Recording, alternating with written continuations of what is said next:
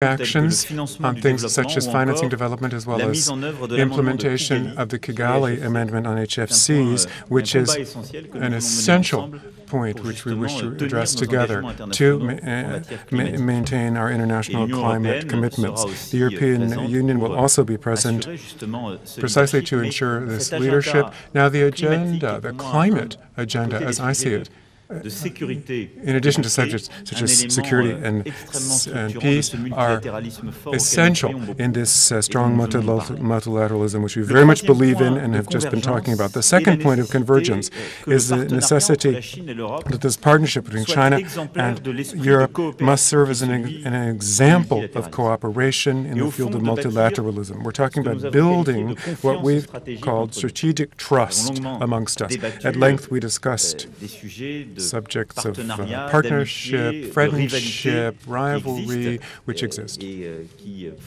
which are very much part of the universe we're working within. Our will is to have an agenda of strategic trust. The European Union, along with China, constitute one of the three main areas of the world economy.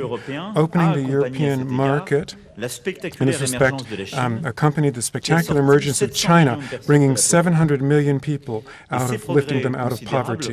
This tremendous progress at the same time has led to major transformations and tension in our societies. You've experienced this, we're familiar with this.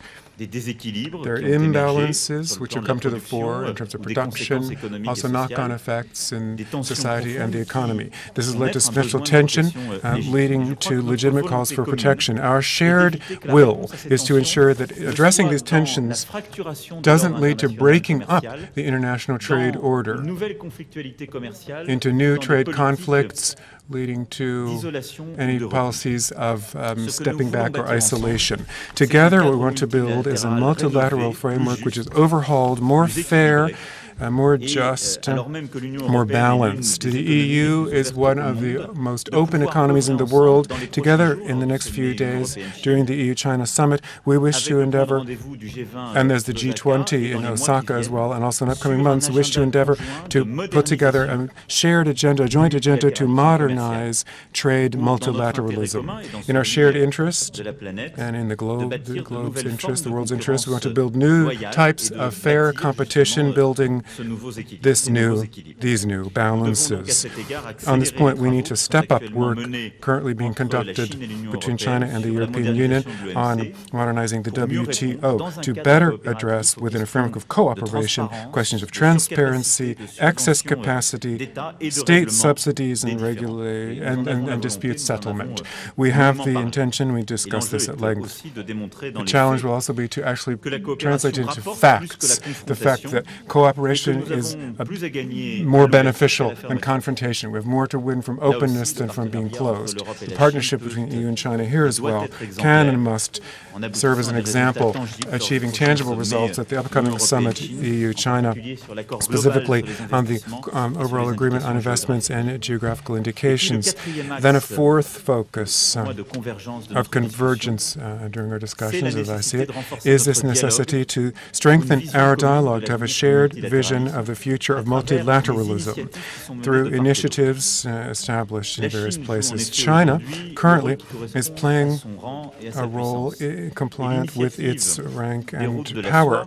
The Belt and Road Initiative, which you proposed to the World President, is a major gesture, and it can contribute to stability, to the development and peaceful coexistence of peoples. The European Union, the biggest donor worldwide in for ODA, also must fully play its role on the international stage. I believe it's by fitting together these initiatives that we can build something highly innovative and of major impact. We have to manage to define, and I believe we can, a joint agenda on connectivity where we can build infrastructure and equipment and meet our climate commitments with great scruples. In the area of education and health, we can have very strong impacts. We can have a financial sustainability agenda for all third countries partners to these various initiatives. Basically, if we comply with joint framework, which we talked about a great deal this morning, we can, I do believe, not just bring many peoples out of poverty and assist them, but do this in a very inclusive, sustainable way. And that's how I see what I call the new links of balance that we can establish. There are various agendas and roads, but the new balances we can create, and this may be a point of support that will be a key point necessary to build this new multilateralism and this framework for cooperation. All in all, to reach these objectives, i.e. strong multilateralism, a spirit of cooperation, and a new link of balances, we want to progress in building an overhauled multilateralism. There are divergences. Clearly, exercising power in humanity has always led to rivalry. None of us is naive, but we respect China and we're determined to have dialogue and cooperation. Of course, we hear from our we expect our partners to respect the unity of the EU and the values that it upholds for itself and for the world. It's a respect of sovereignty, building new balances, and building a renovated, fair framework. In so doing, President and friends, I believe we have the road to build the new links. So those are my points about our convergences and our discussions. Confucius said, 3 friendships are advantageous and 3 are injurious. The advantageous ones are an upright friend, sincere, and a man of much observation. An injurious friend is a glib friend, a soft friend. Mr. President of the People's Republic of China, realize that in this room you have upright friends in their demands, sincere friends, sincere to what they are, and friends of China. And to avoid being a friend that speaks at too great length, I'll leave it at this, and I will give you, with great pleasure, the floor. Thanking you once again for being here amongst us.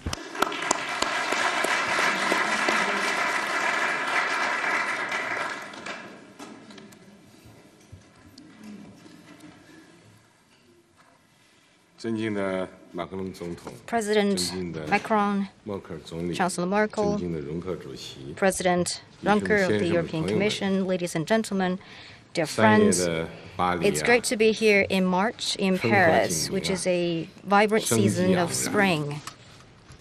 And it is my great pleasure to pay a visit to France and to attend this closing ceremony of the Seminar on Global Governance, as I am about to conclude my visit. Yesterday, participants engaged in constructive dialogue and discussions on the themes and achieved a lot of good results. First of all, I bring my sincere greetings to all of you, and I commend you for a successful seminar.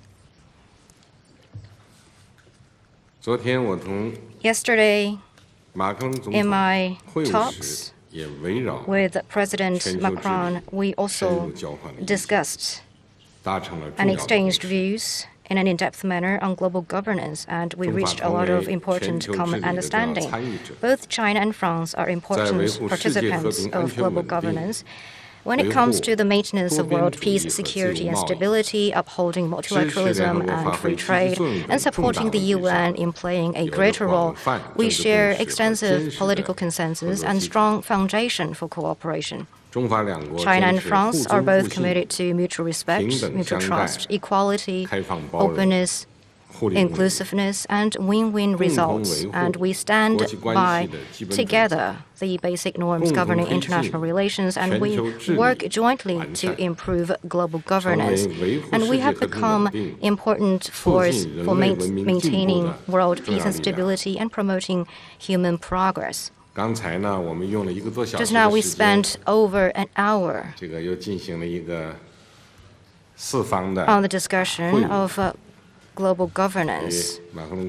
The 4 of us, together with President Macron, Chancellor Merkel, and President Juncker, we discussed multilateralism China-EU strategic partnership and how this partnership will evolve in the future. And we engaged in in-depth discussions, and that has produced further consensus. Ladies and gentlemen, friends, 2 years ago, when I was speaking at the UN office at Geneva, I asked a series of questions. What is wrong with today's world, and what do we do about it? Well, today's world is going through once-in-a-century transformation. While peace and development remain the dominating trend of the time, there are more uncertainties and destabilizing factors. The world is confronted with a lot of common challenges. There is a French proverb that goes, "Everyone is the craftsman of his own fate." So as the world is confronted with grave challenges, and when human being is at a crossroads with a choice to make, all the countries need to take up the sense of responsibility and take concrete actions rather than standing on the sideline, and work together to take the fate of human being in our own hands. To do that, first of all, we need to pursue fairness and equity in order to address governance deficit. Across the globe, hotspot issues keep emerging and continue unabated. Climate change, cybersecurity, refugee crisis, and other non-traditional security threats keep spreading. Protectionism, unilateralism are on the rise. The global governance system and multilateral system are facing strong headwinds. Therefore, we need to remain committed to joint consultation, joint contribution for shared benefits, which should be the vision for global governance. Global affairs should be decided by all the peoples, and we need to work together to bring greater democracy in the rules of global governance. We need to remain committed to the United Nations, which is the symbol of multilateralism, and give full play to the role of the WTO, the International Monetary Fund, the World Bank, the G20, the European Union, and other global and regional multilateral systems. We need to fully leverage on their constructive roles and work together for a community with a shared future for mankind. Second, we need to continue to pursue consultation and mutual accommodation in order to address deficit in trust. Trust is the best glue for international relations and state-to-state relations. Well, right now, as we are seeing, there is greater competition and friction and more geopolitical rivalry. All this has eroded international trust and cooperation. What we need to do is to give priority to mutual respect and mutual trust, to make the best use of all possible dialogue and consultation, and to work together to seek common ground and understanding while shelving differences and diffusing differences. We need to pursue candid and in-depth communication and dialogue to increase strategic mutual trust and reduce mutual suspicion. We need to pursue greater goods and shared interests, giving priority to the greater goods to build a global partnership that will bind all of us together.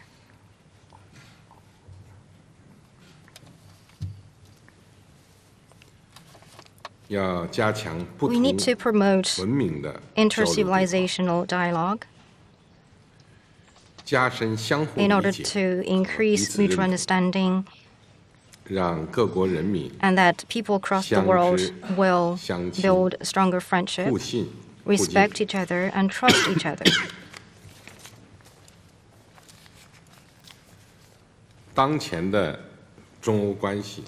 Well, for today's China-EU relationship,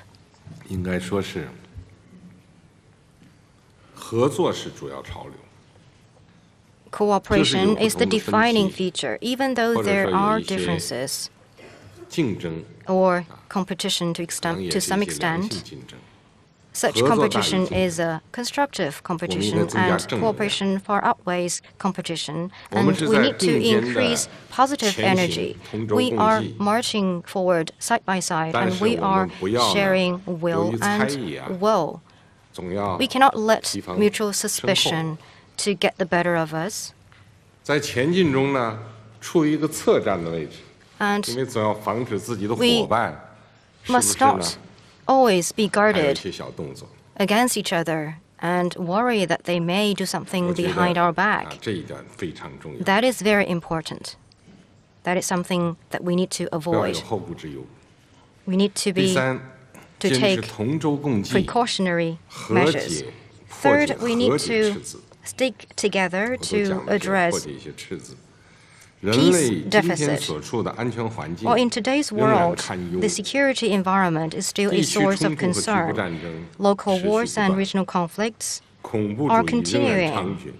And the ongoing rampage of terrorism are devastating the lives of people in many parts of the world, in particular children. We need to pursue a new security vision that features common, comprehensive, cooperative, and sustainable security. Reject the Cold War mentality and zero-sum game mentality and the law of the jungle by which the strong prey on the weak. We need to pursue peace and security through cooperation and pursue settlement to disputes with peaceful means. We need to oppose willful use or threat of force and oppose efforts to stir up trouble for self-serving interest. We need to stand against the beggar-thy-neighbor approach. What we should do is to join hands in pursuing a peaceful development path that will lead to enduring peace and stability in the world. Fourth, we need to pursue win-win outcome in order to address development deficit. Economic globalization is the engine of world economic growth. Right now, the trend against globalization is on the horizon. The negative implications of protectionism are clearly being felt. Inequality in distribution of income and disparity in development space have become the most prominent issues to tackle in global governance, global economic governance. We need to pursue innovation-driven development to build dynamic model for growth. We need to promote interconnected development to build cooperation model that will lead to win-win results. We need to remain committed to fairness and inclusion and build model for development that is balanced and win-win so that the world population will share in the benefit of economic globalization.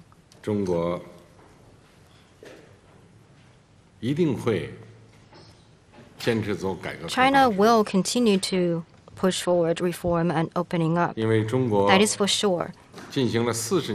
Because China has been pursuing reform and opening up for the past 4 decades, which has transformed this great country. With 40 years, we finished the journey of industrialization that took developed countries 300 years to finish. And we need to keep forging ahead.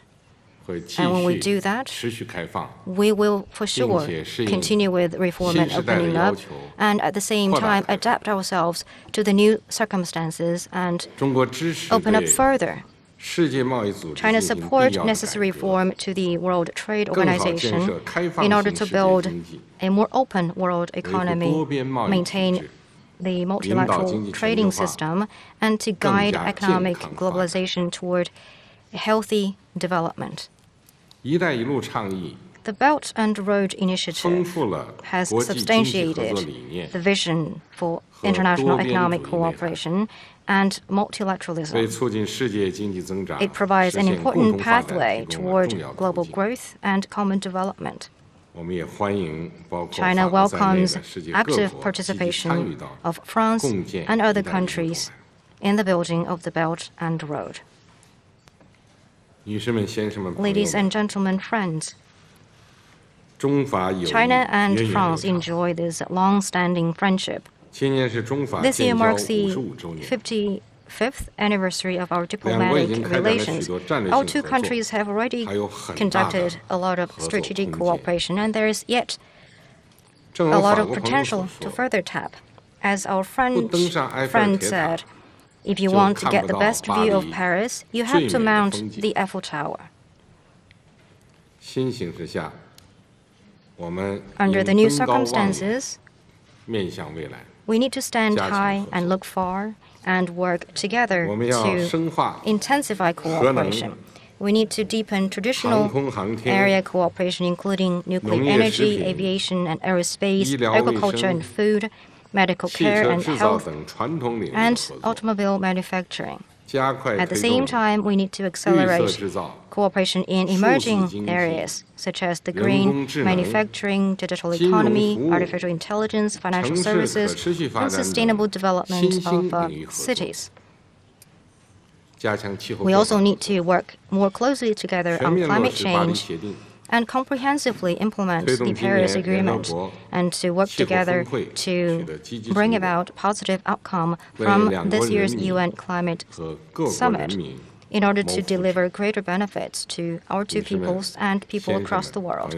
Ladies and gentlemen, friends, history, civilization, and humanity are always driven by ideas.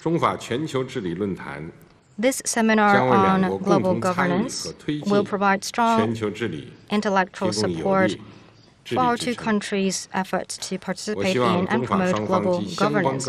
It is my hope that our two sides and other parties will keep this channel of dialogue open, promote cooperation with more exchanges, and seek win-win outcome, and join hands in providing wisdom and strength to build a better home of this planet. Thank you. Well, you've been watching live feed from Paris, the Élysée Palace, where Chinese President Xi Jinping was addressing the delegates at the Global Governance Forum. And he was also there with French President Emmanuel Macron, as well as German Chancellor Angela Merkel and European Commission President Jean-Claude Juncker. And President Macron said that China has made clear indication of its intention to cut greenhouse gas emissions. And of course, climate change is high on President Macron's agenda. And he also said China-Europe cooperation is a prime example of how multilateralism could expand to address the challenges that we are facing today. He also hailed China's effort to lift 700 million people out of poverty.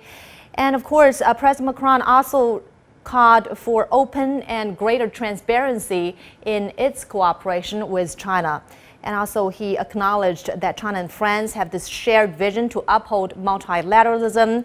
And he also hailed the Belt and Road Initiative proposed by China, saying it is a way to contribute to stability and the peaceful coexistence of the peoples. And to echo President Macron's statement, Chinese President Xi Jinping said that China have this shared political consensus with France in holding the spirit of multilateralism. And he also acknowledged that the four parties, including China, France, Germany, as well as the European Commission, these leaders spent an hour or so discussing the future of multilateralism. And President Xi Jinping also welcomed the participation of France as well as other countries, including world organizations, to participate in the Belt and Road Forum. And he promised that China and France will expand their cooperation in nuclear energy, aviation sector, traditional sectors, as well as non-traditional, the new emergence industries, including AI and digital economies. And to discuss all this in greater detail, let me turn to our studio guest, Professor Jiang Shixue from Shanghai University. Welcome to our program, Professor. So what are your major takeaways from this summit? Well, President Xi Jinping mentioned the China-EU relationship for the time being. Yes, he said that there are some kind of differences, And even in some areas, there's competition between the two sides. Yeah. But he said that on the whole, the tendency towards the future is bright. So he suggests that there will be more cooperation in the traditional sectors and also non-traditional sectors. And one more point which has left a deep impression on me, on my mind, is President Xi Jinping's call for joint cooperation in the field of global governance. As we saw just now, there's a seminar on global governance between the two sides. You know, nowadays we are faced with so many global issues. So what should we do? Well, the only way is to push forward global governance. And global issues is not kind of dangerous for one nation. It's for the whole mankind. So the best way to deal with this kind of global issues is to promote cooperation between different countries, among different countries. And President Xi Jinping mentioned that we are now in the same boat. We need to join hands to deal with this kind of things. And he also mentioned that in order to promote global governance, China and France and the EU should strengthen strategic trust. You know, strategic trust is very important. Without this kind of thing, you cannot achieve anything at all. And also, finally, President Xi Jinping mentioned that China is going to continue to push forward its open door policy. And not long ago, as we said that the People's Congress in China has approved the new foreign investment law. And this kind of law means China is going to welcome more investment from Europe and other parts of the world. So I would say President Xi Jinping's speech can serve a kind of guidelines for the future direction of the China-EU relationship. Well, President Xi Jinping also promised to pursue fairness and equity and pursue consultation and accommodation of each other's core interests and stick together to address peace deficit and pursue win-win outcome to address development deficit. And we're going to talk more about this in just a moment, but now let's take a look at this. Chinese President Xi Jinping has held talks with German Chancellor Angela Merkel and European Commission President Jean-Claude Juncker and French President Emmanuel Macron in Paris. The leaders also held a press conference after their meeting. President Xi hailed the contribution of China and France as the attendees of global governance. Take a listen. 中法同为全球治理的重要参与者。 Both China and France are important participants of global governance. When it comes to the maintenance of world peace, security and stability, upholding multilateralism and free trade, and supporting the UN in playing a greater role, we share extensive political consensus and strong foundation for cooperation. China and France are both committed to mutual respect, mutual trust, equality, openness, inclusiveness and win-win results, and we stand by together the basic norms governing international relations, and we work jointly to improve global governance. And we have become important force for maintaining world peace and stability and promoting human progress. Well, Professor Jiang, let's talk more about this. President Xi Jinping says that China stands ready to strengthen strategic communication and coordination with France as well as the European Commission to tackle major issues of global significance, including UN affairs, as well as the WTO reform and climate change. So what specific roles can they each play in these processes? Well, first of all, we must point out that the so-called multilateralism is built upon the so-called current international order. And this kind of international order is composed of, as you mentioned, the WTO, the UN, and the global financial systems. Well, many people in the West criticize China as a kind of revisionist, but this kind of criticism is not correct. Well, China says that we need to reform the current system, but not to smash down the whole system at all. So there are some kind of shortcomings, and both EU and China should join hands to improve this kind of shortcomings. Look at the WTO system. As you know, that the protectionist is on the rise. So China and the EU or France are the victims of this kind of trade protectionist. So we need to do something about it. And also the financial system is also has some kind of shortcomings.